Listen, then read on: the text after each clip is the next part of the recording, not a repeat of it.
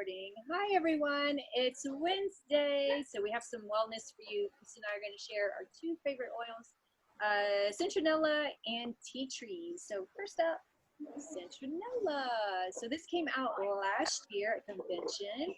It's soothing to the skin and creates an uplifting atmosphere. It's known for its powerful insect repellent and its ideal companion in outdoor activities. When inhaled, Citronella promotes happy, positive feelings, which we could all use right about now.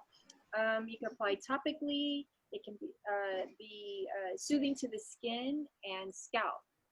So you can, couple of tips, you can add fractionated coconut oil or any carrier oil and apply to the skin as a natural insect repellent. You can use in shampoo and conditioner to boost cleansing while adding shine. And it also cleans your surfaces. So I'm definitely going to be adding that to my shampoo and conditioner. I just learned something new today. All right, Chris, can you please share with us some wellness about tea tree?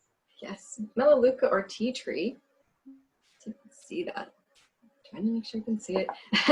Sorry. The tea tree or Melaleuca, it's the same oil, just different names. Is best known for its purifying properties. It can be used to cleanse and purify the skin and nails and to support healthy looking complexion. Let's see here. It's a herbaceous green leathery plant and it's steam distilled. They use the leaf to make the tea tree oil. Sorry.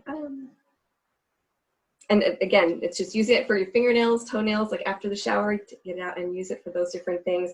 It also assists with rashes, eczema, sometimes dandruff, athlete's foot.